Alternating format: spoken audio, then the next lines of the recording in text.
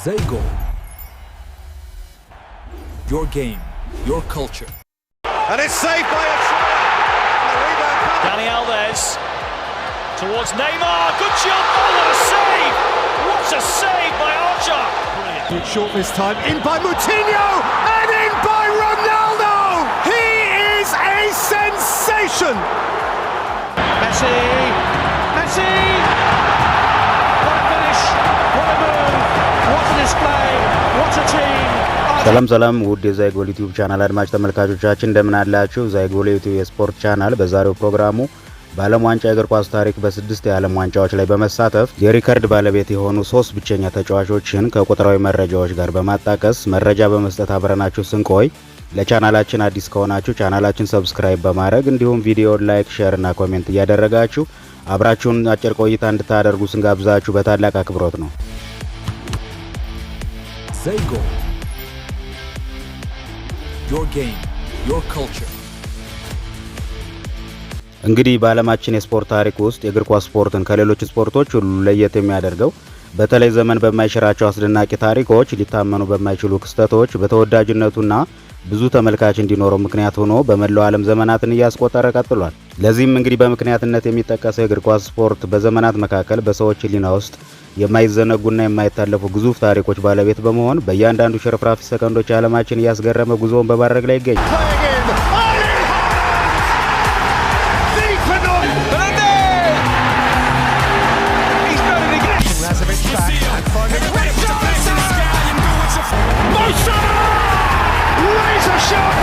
Lifted up here towards Martinelli.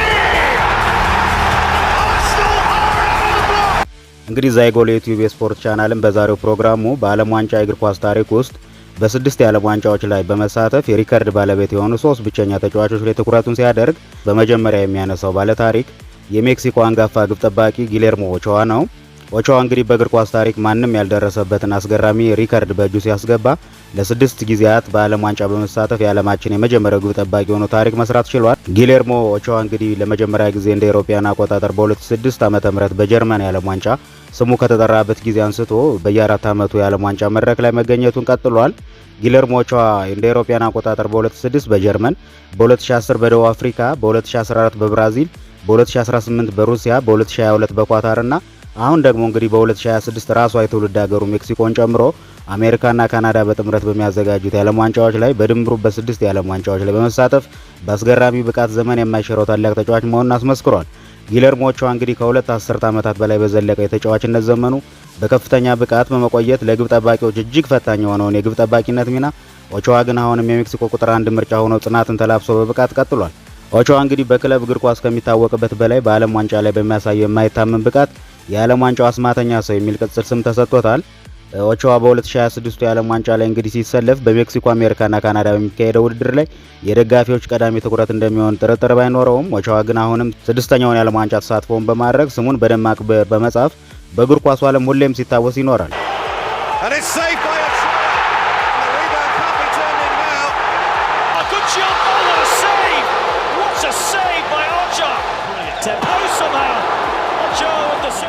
በዓለም ዋንጫ የእግር ኳስ ታሪክ ለ6 ጊዜያት በዓለም ዋንጫ በመሳተፍ የዚህ ታሪክ አካል መሆን የቻለው ሌላኛው ዘመናዊ ሽሬ ተጫዋች ፖርቹጋላዊ ኮከብ ክርስቲያኖ ሮናልዶ ነው። ክርስቲያኖ ሮናልዶ በዓለም ዋንጫ የእግር ኳስ ታሪክ ለ6 የተለያዩ የዓለም ዋንጫ ውድድሮች ማለትም በ2006 በጀርመን፣ በ2010 ደቡብ አፍሪካ፣ በ2014 ብራዚል፣ በ2018 ሩሲያ፣ በ2022 በኳታር እና በ2026 የዓለም ዋንጫ ላይ በመሰለፍ ሌላኛው የምንጊዜውም ከፍተኛ ተሳታፊ ባለቤት ነው። ክርስቲያኖ ሮናልዶ እስካሁን ባደረጋቸው 5 የዓለም ዋንጫ መድረኮች እንግዲህ 22 የዓለም ዋንጫ ጨዋታዎችን አድርጓል።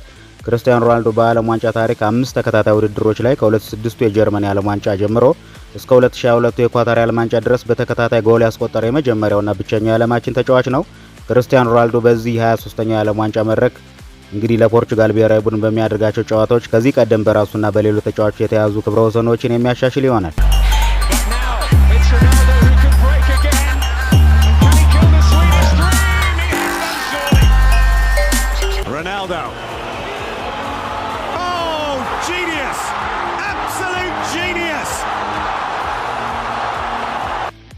እንግዲህ በስተመጨረሻም በዓለም ዋንጫ የእግር ኳስ ታሪክ ለ6 ጊዜያት በዓለም ዋንጫ መሳተፍ የንግስና መንበሩን የተጎናጸፈው ሌላኛው ተጫዋች አርጀንቲናዊ ኮከብ ሊዮኔል ሜሲ ነው።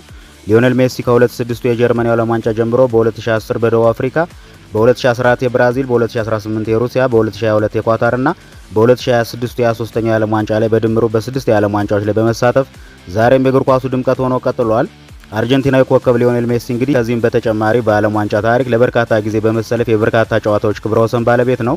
ሜሲ በመላው ዓለም ጨዋታ እንግዲህ ተሳትፎዎቹ በአጠቃላይ ይህንን የዓለም ዋንጫ ሳይጨምር በ5 የዓለም ዋንጫዎች ውድድሮች ላይ 26 ጨዋታዎችን አድርጓል። ከዚህም በተጨማሪ ሊዮኔል ሜሲ በሜዳ ላይ 2314 ደቂቃዎችን በማሳለፍ በዓለም ዋንጫ በርካታ ደቂቃዎችን የተጫወተ ብቸኛው የዓለማችን ተጫዋች ነው።